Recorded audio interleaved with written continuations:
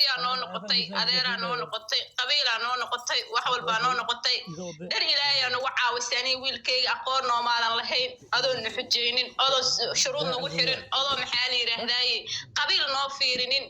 wiilkaygii oo naagi aan waxba u ahayn oon qabiil kula wadaagin oon wax soomaalinimo ka qabsan ka baxsan aanan u ahayn adaan ii soo dhiciyey wiilkaygii alxamdulilah wuu ii imaad 9 bilood kadib dacwadii waa ku guulaystay hadda jarmal wuu ila joogaa sabdigii buu soo degtay abti daahir ilaa fadhigiisa ugu degtid oo ugu mahad celisid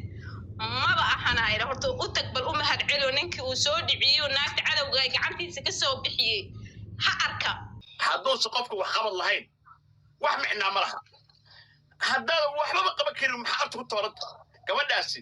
waa la xiray waxay ku xiraajirtaa 2 sanadood meel saas ah oo bannaan ay ku xiraajirtaa 2 sanadood gabadha arkaysi naag baa cunugeeda ka qaatay mana sheeg kartid aliir